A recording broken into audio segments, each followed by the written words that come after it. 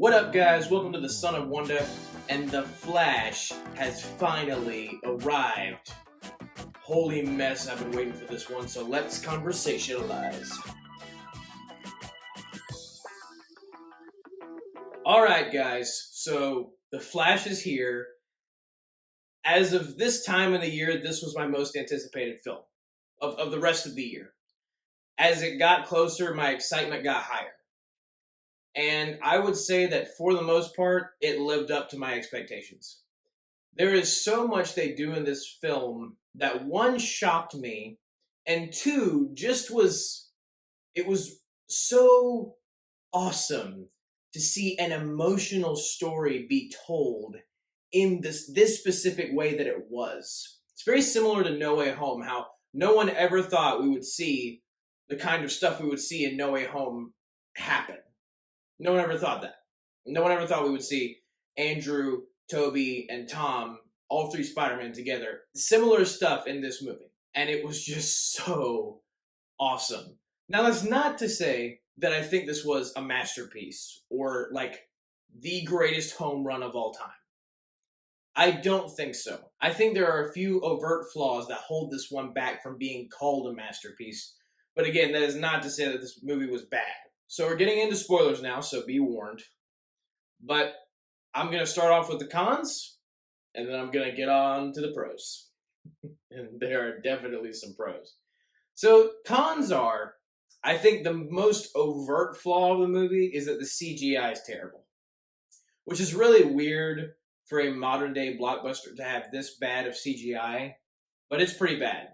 I mean, like, several sequences where, like, there's one moment where Flash saves a bunch of babies, and you can tell that the babies don't look real at all. And just different characters, you can tell, oh yeah, that's definitely CGI in that moment, and then that's real in this moment. So definitely bad CGI. Maybe that was because it was made like 10 years ago and hasn't been released until now, and so CGI has progressed even since this movie was made. But yeah, so CGI not great. The second, I would say, story flaw, and I kind of had this concern going into the movie, based on what I had seen in the trailers, was the second Barry Allen in the movie. So you have your main Barry Allen, the Flash, the one that the movie is primarily about, and then you have the Barry Allen that our Barry meets in the Flashpoint universe. And I'm just going to call him Barry 2. Most of Barry 2's moments are played for comedy. Most of his moments are jokes. And I would say that is actually a positive, is that the humor in this movie is actually great. They nail the humor. Like, most of the jokes landed for me. But I think the con that comes with that is that there were too many jokes. I feel like, honestly, for the first, 45 minutes, I was kind of in this mindset of, this feels like a comedy. It feels like a superhero comedy, which was really weird for some of the serious stuff they were dealing with. But they were putting a lot of jokes in there, and I really felt like they needed to dial it back, even though I was laughing at the jokes and it was entertaining me. So if, the worst part of your film is still entertaining me, then that's a good sign, at least to me. But yeah, so Barry 2 played for jokes most of the time. And I think his general inclusion in the story, I'm just curious to, I wonder what this movie would have been like without the second Barry Allen. Because we spend a long time with him because, our Flash goes back in time to save his mom, saves his mom, goes to the future, gets attacked by this Dark Flash character who it was rumored that he would be in the film, but nobody was sure, and he is in the film, in fact. But he gets attacked by Dark Flash, and he ends up stopping when he should be 18 years old at that time, as he's traveling forward in the future, and he doesn't get back to his future. And so he meets this second Barry Allen, Barry 2, as I call him, and he doesn't have powers, but it's on the day of when Barry should get powers in the timeline. So our Barry 1, I'm just say Barry 1 to simplify things, Barry 1 has to make sure that Barry 2 gets powers, otherwise, at least in his mind at this point, otherwise certain events won't play out the way they do, and the timeline will be destroyed. So a long time is spent in the movie of Barry 2 getting the powers, learning how to use them. Most of it is played for laughs, which that made me laugh. It just was a long time spent. Then we get into the Batman stuff. I would say that that's the overt flaw of the movie is Barry 2. Like, if you take him out, even with what they reveal later, I feel like there's a way that you could have just done it with the one Barry Allen, the one Flash, and not with the second Barry. So, little disappointed that they spent so much time on him. But again, that does not take away from the insane stuff that this movie does. So first of all, before we get into our pros, there was a few things that really did interest me, like the way they did them. So at the beginning of the movie, it starts out with the Flash having to go clean up this mess caused by this robber, this like punk kid robber in Gotham that Batman has called the Flash to clean up. And it seems like the Justice League are very established. Like, they're the Justice League. Like, Flash refers to the team as the Justice League. In the movie, he mentions Aquaman, Victor Stone, Cyborg, Wonder Woman, Superman, and of course Batman is in it. So they're a very established team, and it's the Zack Snyder Justice League. And so it was interesting to me that they decided to begin the movie that way, and I'm actually really glad they did. They didn't just like rat that universe off and just kind of focus on Barry, just so it wouldn't feel so confusing to go from Snyder's universe to other universes. I'm glad they decided to just double down, like, this is the universe that Flash is in currently, and then that's going to change later. So that was good. Also, we get a cameo from Wonder Woman, which is really awesome. She saves Batman and the punk kid criminal after Batman has caught the kid, but they're about to fall in the water with these dangerous chemicals and stuff. So she saves them. They have some funny jokes in that moment too. So that was really fun seeing a cameo from her. And it's also, again, it kind of just tells you that this is a lived-in world.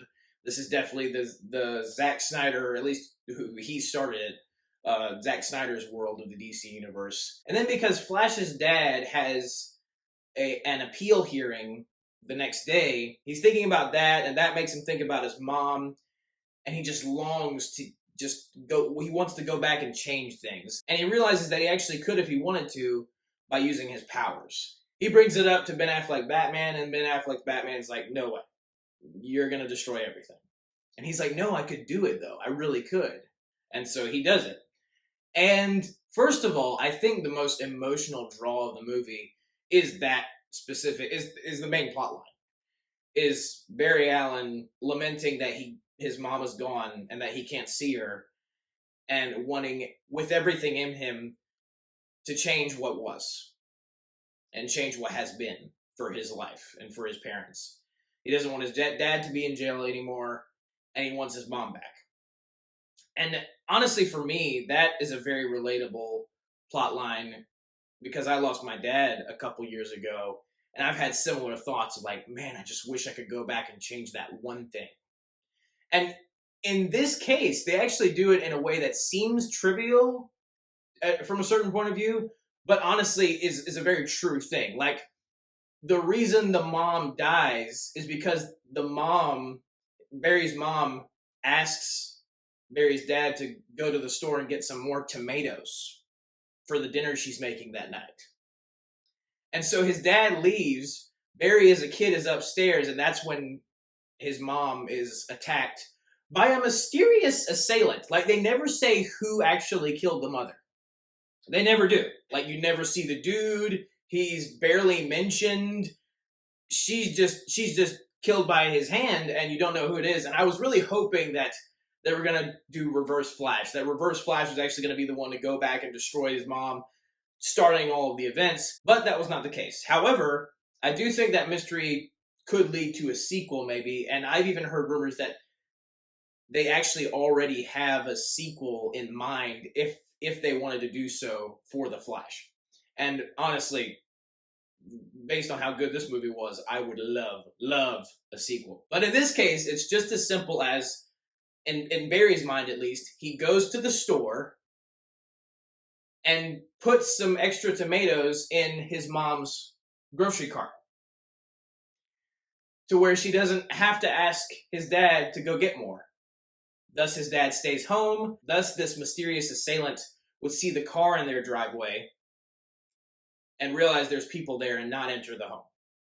She never dies.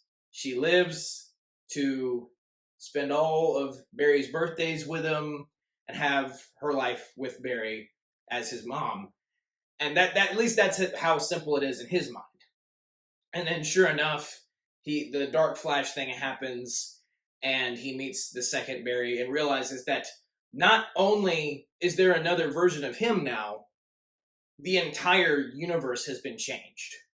And it's funny because the beats of this story, because I had already known that this story was going to be based off Flashpoint, but honestly, as I was seeing more trailers, I was like, only in a few elements do I see Flashpoint in this trailer. Like, sure, the save the mom, travel back in time, and the Batman thing, but other than that, not specifically. But having watched the movie, it follows the beats of Flashpoint. Starts out with Flash helping Batman with something. Batman brings it up to Bruce. Hey, can I travel back in time? Bruce is like, heck no. Flash does it anyway, and then ends up destroying the world, or destroying the universe. And that, to me, just shows how powerful the Flash actually is. If he can accidentally create an alternate universe and almost destroy the multiverse by using his power to his full potential, that is impressive. Very, very impressive. He is a major powerful hero. But they actually have some clever ways of revealing that this is not the same universe as Barry's slowly throughout the movie. Because Barry 2 brings up to Barry 1 the fact that because Barry 2 says to Barry 1, because they're talking about time travel, and Barry 2 says to Barry 1, like, Back to the Future is brought up, and Barry 2 says, yeah, Eric Stoltz starred in that movie. And he keeps saying that, but at first, since Barry 2 is kind of a nitwit, you think that he's just wrong, and that Michael J. Fox, of course, is the person who starred in the film in this universe. And then later there's a scene that, I'll be honest, I did not like. It was like Barry 2 and all of his other roommates who were pretty big weirdos, most of them were. And they kind of used this scene to reveal to Barry 1 that nothing is the same. That Eric Stoltz in this universe actually did star as Marty McFly in Back to the Future. And they mentioned some other things that were different in pop culture. And Barry realizes that the Justice League heroes, he knows Superman isn't around yet because Zod has already arrived. So he's currently looking for Superman. But he realizes that Aquaman doesn't exist in this universe. Victor Stone is still a football player. He's not Cyborg yet. And it's possible he doesn't even become a Cyborg in this universe. So it's slowly coming to Barry that, oh, I really messed up bad. But he brings up Batman, and the other roommates are like, yeah, we know that Batman exists, but nobody knows who he is.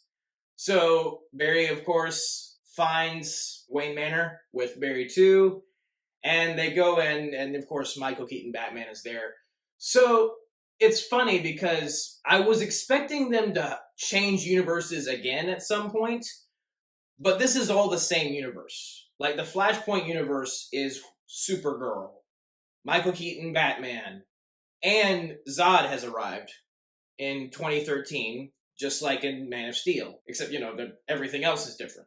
So it's funny to me that they decided to make the Keaton-verse the Flashpoint universe. Because I wasn't really sure what their plan was. That looked like what they may have been going for based on seeing the trailers.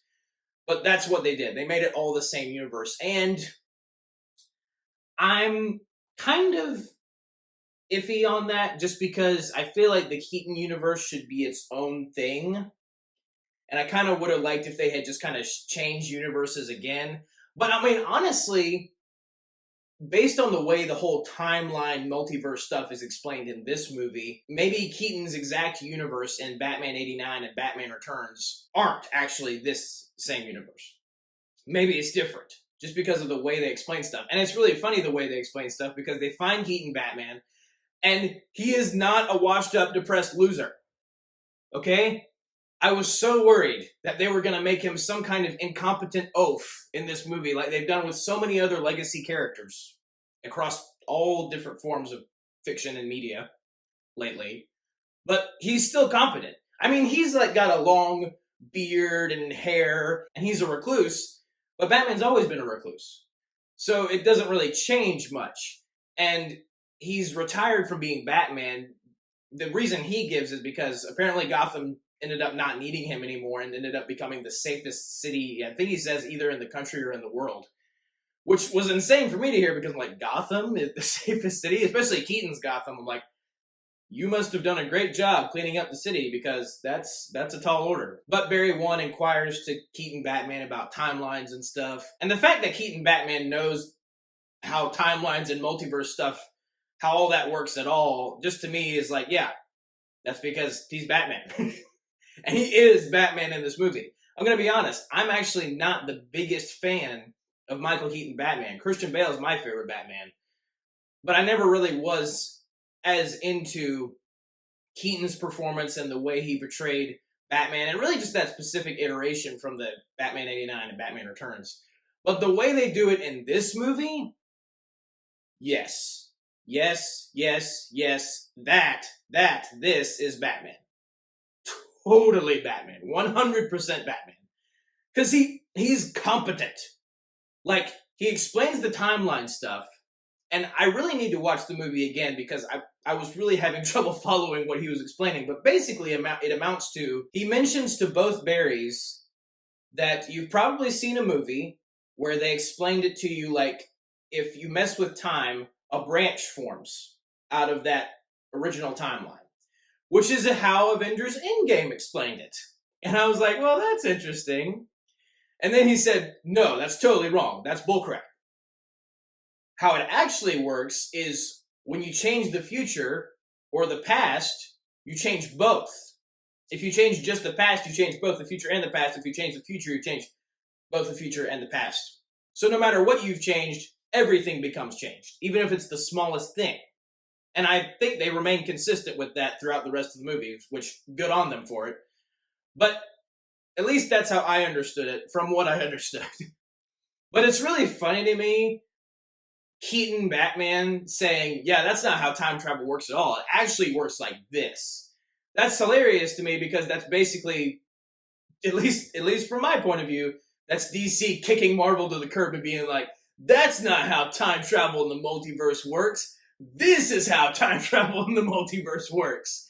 And so, you have Marvel's explanation, which is the branch timelines. And then you have DC's explanation, which felt a lot more complicated, but basically saying that you change one thing, you change everything. Like every universe kind of just forms on top of each other from each little change until you have a various assortment of different universes, some running parallel, which is why in every universe there's a Batman. And which is why in, it seems like every universe, there's also an Alfred. That is very interesting to me because Batman is the best character in all of DC. So, given that, he should be in every DC universe. To me, that's just, again, that just proves that, yeah, okay, a Superman might not exist in this universe. Even a Flash might not exist in this universe. But you know who always exists in every universe? Batman. Why? Because he's Batman. Always be yourself. Unless you can be Batman, then you should always be Batman. But then Barry 1 and Barry 2 have a pretty intense moment where Barry 2 is just being an idiot. And Barry 1 is sick of it. And I do, even though I'm not a fan of Barry 2's inclusion in this movie, I am a fan of some of the ways they use that for the purpose of the story. Because you have this far more mature Barry Allen teaming up with a much less mature version of himself. And that kind of allows Barry 1 to see his own flaws right in front of him, as well as kind of be annoyed by himself. And it is really interesting to see two completely different versions of each other, because despite all the controversy surrounding Ezra Miller, I'm going to say it, I think he does absolutely phenomenal as an actor in this movie. I think he does great. I think if anyone has the ability to play two different characters in a movie and make them different from each other, different enough to where the other one, even though they look exactly like the other character, still feels like a different side character, that's impressive. And he plays two completely different versions of the Flash. One is far more mature, one is ready to go, and then the other one is just kind of an idiot who's excited about everything throughout the course of the movie. And so Barry 1 really gets annoyed by this, and he gets really mad at Barry 2 for not understanding the gravity of the situation. And Barry 2 doesn't actually know the real reason that they're in this mess in the first place, which is Barry 1 went back in time to try to save his mom, because Barry 2 doesn't know that Barry 1's mom died in his universe. Wow, this multiverse stuff gets really confusing.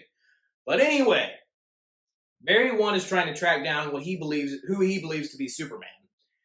And he doesn't get anywhere. He falls asleep. He wakes up, and there's a hot cup of coffee at his desk, because he's found the Batcave, so he's researching in the Batcave with the Batcomputer and stuff. And that's where you see Keaton's Batmobile. And Keaton comes out in the Batsuit.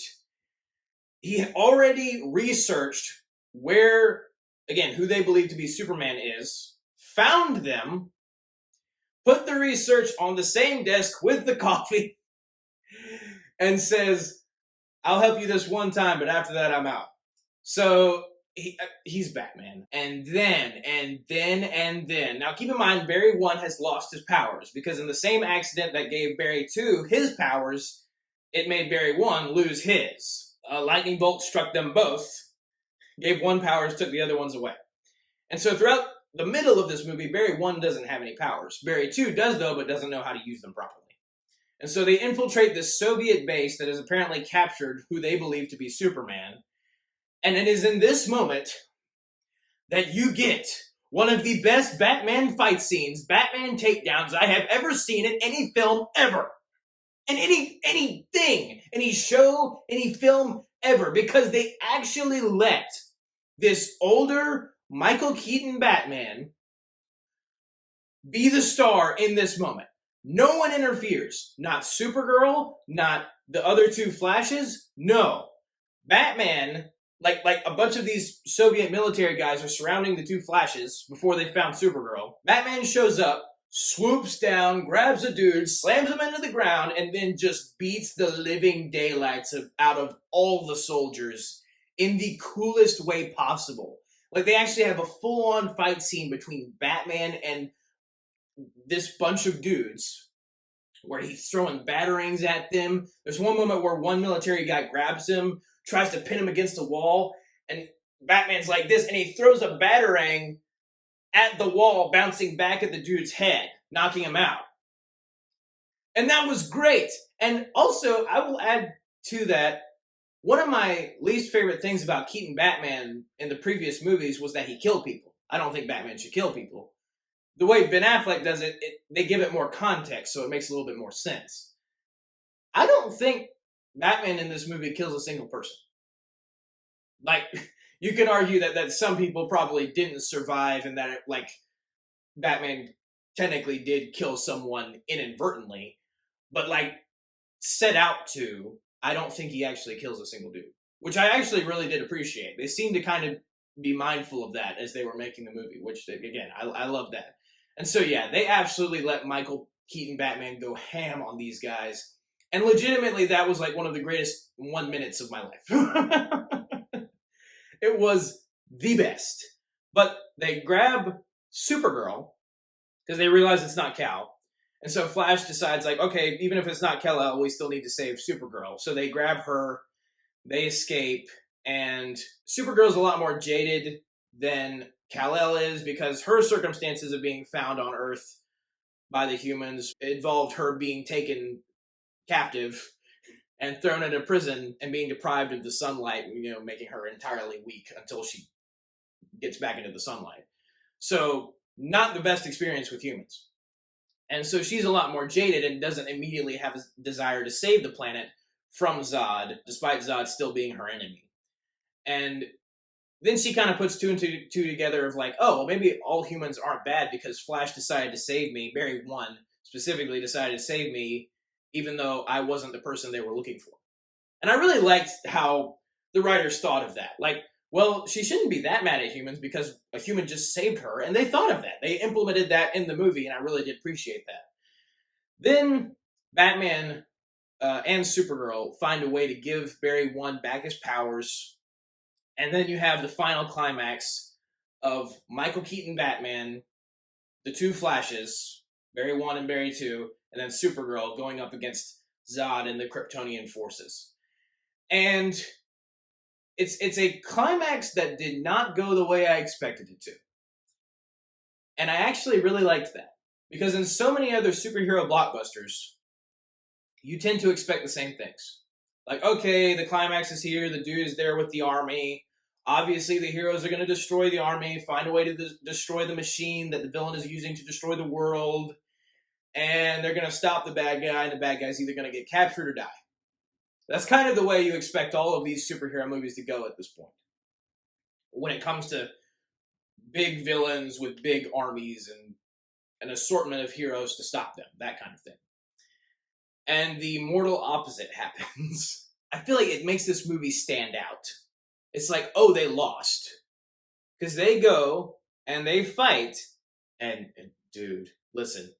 Michael Keaton Batman, he flies the Batwing, being chased by Kryptonian warships, owning them like a boss, launching grappling hooks into them, flying up so the grappling hooks can swing into each other and the ships both explode.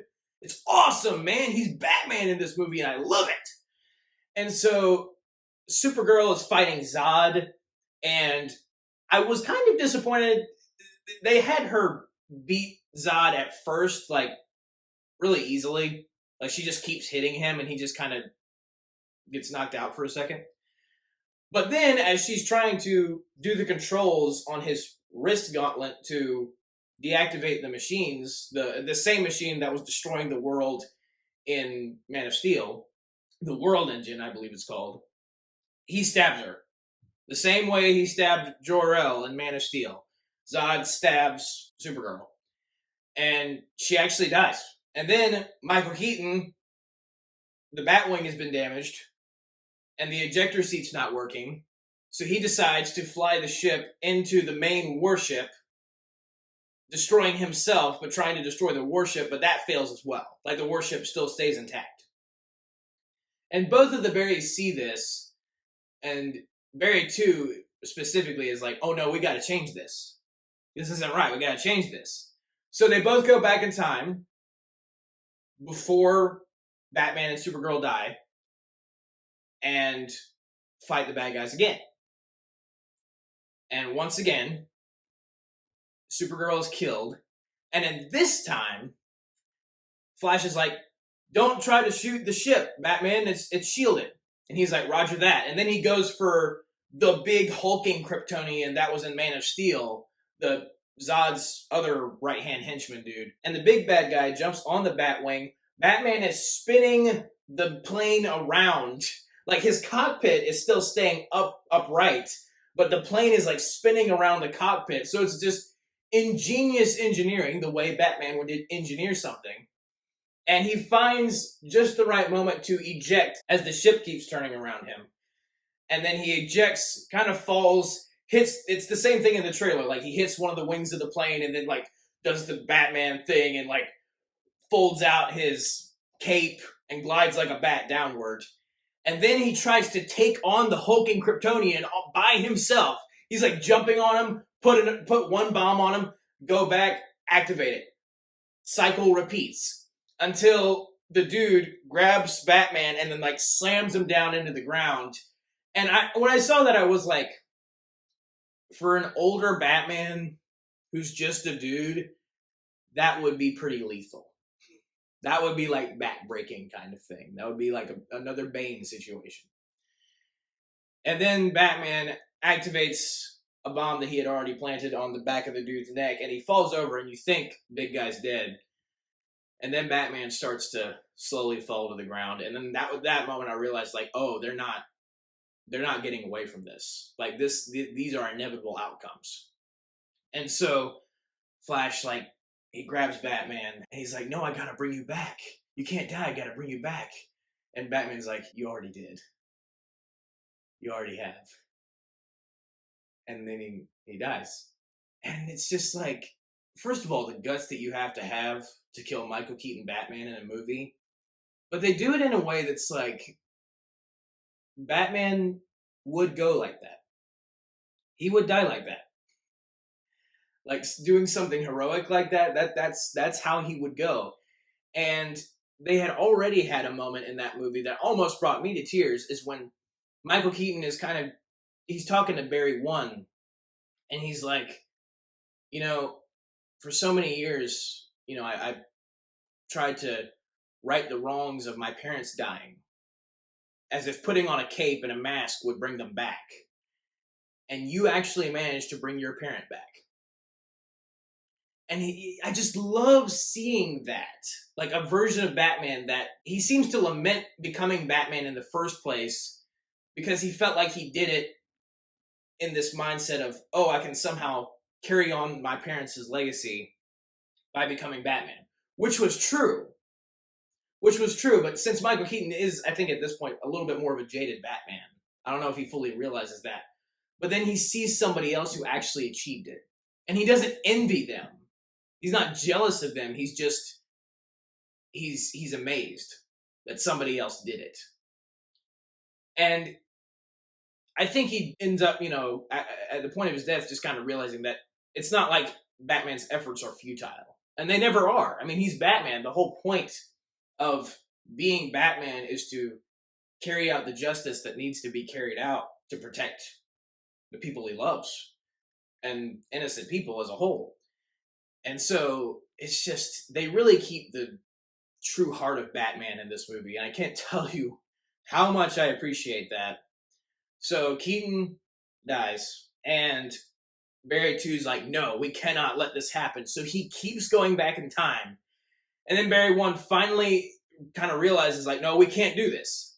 This world has to die. Like, this is the inevitable outcome. Like, if we keep going back, we're just going to keep destroying more things and messing up everything and creating these new worlds that should have never been created. Barry 2's not understanding this at all. And Barry 2 had already overheard Barry 1 tell Keaton Batman that the whole reason we're in this mess in the first place is because I tried to save my mom from dying in my world. And so Barry 2 already knows that their mom dies. And since Barry 1 has come to the conclusion that no, he has to let his mom die in order for none of this mess to happen, Barry 2's like, no, we can't just let mom die. We have to keep going back and back and back until we fix things. And you can't fix things. And it really is just a perfect metaphor for like battling with your more blind and immature version of yourself over something that, even though you want so badly to be the case, could never happen. Not without dire consequences. And so Barry 2 just is like, no, Barry 1, you're wrong. I'm going to keep going. So he keeps going back and back and back and back and back until Dark Flash shows up again. And based on stuff I had already heard, and they were hinting at it already, I could tell what the twist was going to be. And of course, Barry 2 is in fact Dark Flash. And Dark Flash is basically Barry 2 in the future. Like what he ended up becoming by constantly going back. And this is kind of where all the time travel stuff gets a little weird. Like starts to not make as much sense. Because Barry 2 comes back and sees himself, Dark Flash, and he kind of puts two and two together, like, oh yeah, you're me from the future. Like, you're what I become if I keep going down this path. And so Dark Flash is basically like, in all of my efforts to fix things, in his mind, Barry 1, our original Flash, is the one constantly standing in my way. So Dark Flash attempts to kill Barry 1, and then Barry 2, of course, jumps in the way of the stab, and then ends up dying. Thus, preventing Dark Flash from ever existing, destroying Dark Flash. Phasing him out of existence.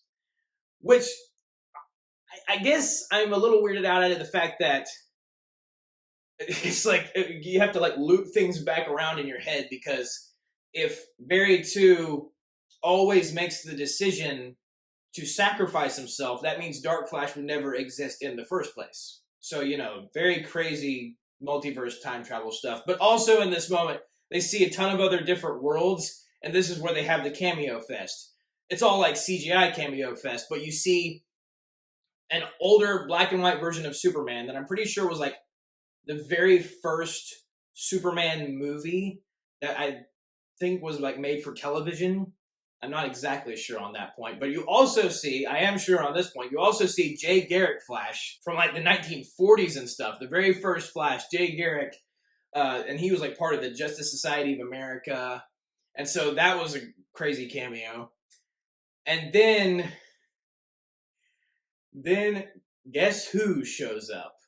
In one of the worlds, they see through a portal, and it's Christopher Reeve Superman.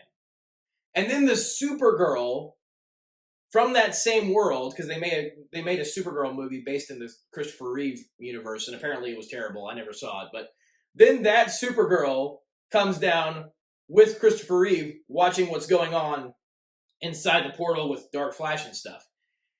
And then they see Nicolas Cage mullet Superman battling the spider that he was supposed to battle in the never-made Superman movie. If you don't know, there was a Superman movie that was going to be made starring Nicolas Cage as Superman, and he was going to have a terrible-looking mullet. And there were, like, plans for him to fight, I think, like, Brainiac, and there was going to be a giant spider, and Nick Cage was going to fight the spider. And it's just such a cool way of acknowledging that in a movie. And it's such a neat idea. Like, no one else would have ever thought of that. Like, oh, this old movie that sounded terrible that never ended up getting made, let's include an Easter egg to that. Or not even an Easter egg, like an actual cameo, like an actual small scene of Nicolas Cage battling this spider and then seeing the Barry Allens through the portal. And then in one moment you see Adam West Batman. And it really just starts to come together like, oh my gosh, this is Multiverse of Madness. DC has done Multiverse of Madness. And I haven't even seen Multiverse of Madness. But even what DC has done sounds way better than what I've heard about Multiverse of Madness. So all of that stuff is nuts. But then, the Dark Flash stuff plays out. Dark Flash dies. And then you get, like, a moment that actually brought me near to tears. And it really is just because I think, one, it's very relatable for me. But two, it's just an emotional scene anyway that's very well acted. Barry 1, after Barry 2 dies, finally realizes that I can't save my mom without destroying the universe or the multiverse. So he goes back to the same grocery store earlier in the movie when Flash went to that same point in time to put the extra tomatoes in her grocery cart. He goes right after that. He goes back and he disguises himself, puts some sunglasses on, and he's not in super speed mode.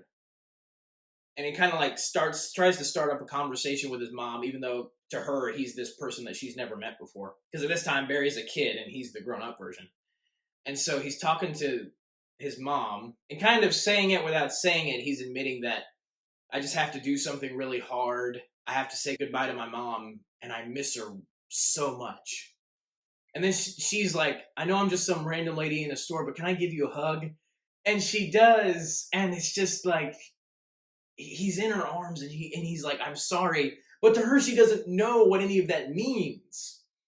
So she's just being a friend to him, from her perspective. But to him, she's his mom. And that was just a powerful moment. And then he goes into super speed mode to take the tomatoes out of her grocery cart. Never did I think in any movie taking tomatoes out of somebody's grocery cart would be such an emotional scene. But he takes the tomatoes out, and then he says, I love you more, I love you first. Which is the thing that they would say to each other when he was a kid. And it was just very well acted. Ezra Miller, and I don't know the actress who played the mom's name, but both of them did a phenomenal job. And it's that final moment where he has to say goodbye to his mom. And that scene, man, that was just, it's really awesome when superhero movies can get that emotional and have that level of depth to them. And so I really appreciated that. And that was just, it really does something to you emotionally when you see that. I feel like no matter who you are, you see that scene as like, wow, that was a really well acted goodbye scene. Like a kid having to say goodbye to their parent for the last time, like getting to see them for one last time and have an emotional moment with them one last time before they have to make the sacrifice. And that is phenomenal. So well done. But he goes to put the tomatoes back on the shelf, and then he sees the security camera and he realizes, oh, well, if events play out the way they did before and my dad goes to the store to get the tomatoes, he puts them on the top shelf. So when the dad goes there, he can look up at this near the security camera to where the security camera can see his dad's face and prove that he was not at the house at the time that the murder of Barry's mom took place. So that settles the appeal. When Flash goes back to his future, to his universe, after he believes everything's been fixed, he goes to the court case and his dad is set free finally. And that is also a very great scene. And then he comes out of the courthouse with his dad, and it seems like a happy ending. His dad was just set free. This is awesome. He gets a call from Bruce, and I had a feeling that they were going to kind of do something in this moment. Based on, apparently the DCEU is supposed to change into the DCU, so major stuff is supposed to happen. So he gets a call from Bruce, and you hear Bruce's voice, and I'm like, when I heard it, at least, I was like, that's not Ben Affleck's voice. Clearly, they're doing something here.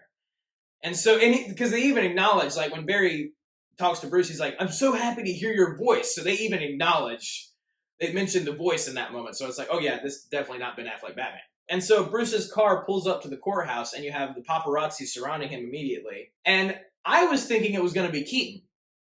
That he had, like, in all the universe scrambling, somehow Keaton Batman was also the Batman in this universe. And then sure enough, Bruce gets through the paparazzi, and it is George freaking Clooney as Bruce Wayne, once again as Bruce Wayne / Batman. And if you're gonna do it, that probably was the best way to do it ever. I mean, legitimately. Just, wow. So Barry sees this Batman, and he's freaking out. He's like, you're not Batman. Like, what's going on? I thought I fixed everything. And then he just had this awkward moment with George Clooney Batman, because George Clooney Batman's like, Barry, are you all right? What's going on? As if they've known each other forever now.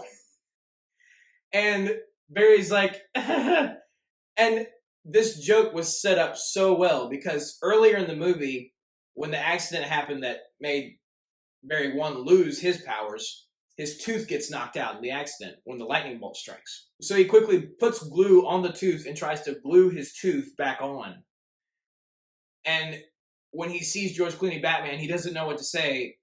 The tooth falls out. And that's like the last thing in the movie. It's like the tooth falls out and he's like, oh, and then that's it. It's just like that perfect, like, awkward, suspenseful silence of like, oh my gosh, what just happened? What is going on?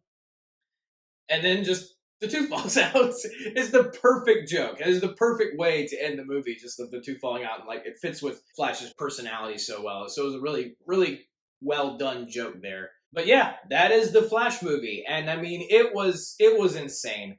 I could have done with more Keaton Batman than Barry 2. I think the levels should have been more balanced there, but the emotional draw of this movie is incredible. And I just think they did an amazing job with the actual plot and story of it. So, DC is back on high. I liked Black Adam. I'm just going to pretend that Shazam 2 doesn't exist, and now DC is back in full gear. They're making great content again. But I do have a few questions. The way this movie ends is like, okay, yeah, definitely some universes are scrambled now. But is Barry, like, in the new DCU? Or is he still just trying to hop universes until he gets back to his original? If his original even still exists. Because my one question is like, does that mean that George Clooney is the new DCU Batman? Because he would have to be older if he's going to have Damian Wayne Robin, like James Gunn said, for Brave and the Bold, which is still my most anticipated project of anything for the next foreseeable future until the movie comes out. So, I mean, maybe George Clooney's going to be the new Batman. I don't know. It's just that was a great, phenomenal cameo. But the movie also has a post-credit scene where our Flash, Barry One, walks out with Aquaman, walks out of a bar with Aquaman talking to him, and Aquaman's very drunk. And Barry's telling him, like, yeah, I've gone to these other universes and they all have Batman, but each one looks different. Each Batman, Bruce Wayne, is different. And I can't tell if this is supposed to be in the Snyderverse or if this is just a different version of Aquaman that's not actually Aquaman. Like, I was having a hard time following that. And it was kind of a lame post-credit scene anyway because they don't really allude to any more than that. It's mostly just played for laughs, like, hey, Aquaman is drunk, and we're making a bunch of jokes about that. And so I wasn't really a fan of that post-credit scene. I'm hoping maybe it meant more than at first glance, it seems to. But there you go. But no, I think this movie was great. I give it 2 thumbs up. I think, again, the emotional story that they tell with him and his mom, the way they incorporate the different characters, the way they do cameos, all of it feels set up properly and natural. None of them felt forced. Like, oh, we're just throwing this character or this actor in there. Like, all of it felt like, oh yeah, if you're gonna do it, that's the way to do it. Which, when you can set up something as well as they did, it makes the actual, like, seeing cameos are always fun. When you see them in the proper light, done in the proper way, it makes it even more enjoyable and more of just this, like, gratifying, like, yes, you did it the right way. It feels paid off in the best way possible. So, yes, yes, yes, and more yes. DC, you did it. And I've also heard rumors that Andy Muschietti, the director of this movie, is going to direct Brave and the Bold. And having seen this movie and what they do with Batman, what they do with characters, I have something to say to you, James Gunn. You know, by the astronomical chance that you might be watching this at some point in your life. Do that. Do it, do it, do it, do it, do it. I beg of you. Andy Muschietti directing Brave and the Bold. Yes, yes, yes, more yes. After seeing this movie, that needs to happen. So let's go. Thank you guys for watching. Have a very blessed day. May the Lord be with you. May the Force be with you. Goodbye. It was so good. And that's a wrap. Alright, so it's dark. Sun's gone. Oh my.